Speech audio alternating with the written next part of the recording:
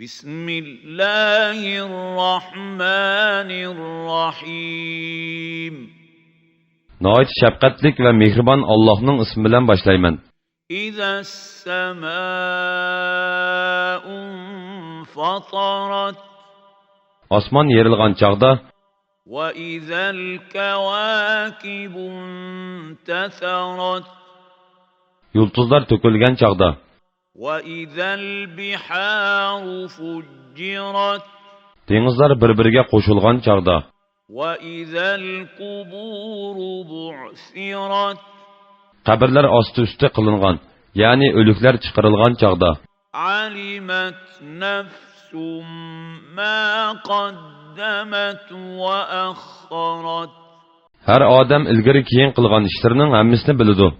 يا أيها الإنسان ما غرك بربك الكريم Ey inson, seni merhametlik Parvardigoringga osiylik qilishga nima oldi?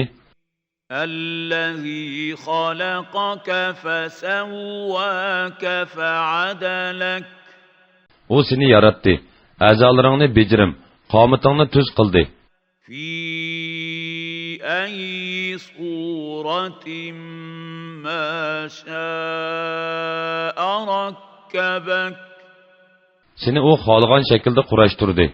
كلا بل تكذبون بالدين Hargiz unda qilmanglar. Ya'ni Allohning karamiga mag'rur bo'lmanglar. Ey Makka kuffarlari, balki sizlar dinni inkor qilasizlar. وإن عليكم لحافظين Halbuki sizlarning ustinglarda sizlarni kuzatib turg'uvchi farishtalar bor. كراما كاتبين Ular Allohning dargohida hurmatli farishtalar bo'lib, sizlarning so'zlaringlarni va amallaringlarni yozib turdi.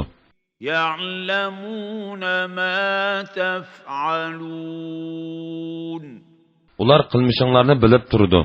إن الأبرار لفي نعيم Mo'minlar shak shubsiz jannatda bo'ladi. وإن الفجار لفي جحيم Kofirlar shak shubsiz do'zaxda bo'ladi. يصلونها يوم الدين Ular qiyomat kuni do'zaxga kiradi. وما هم عنها بغائبين Ular hargiz do'zaxdan ayrilmaydi. وما أدراك ما يوم الدين Qiyomat kunining dahshatligining qandoqligini qandoq bilalaysan? ثم ما أدراك ما يوم الدين Qiyomat kunining dahshatligining qandoqligini qandoq bilalaysan? يوم لا تملك نفس لنفس شيئا والأمر يومئذ لله U kunda bir odamning yana bir odamga yordam berishi qo'ldan kelmaydi. Bu kunda hukm Allohga xosdir.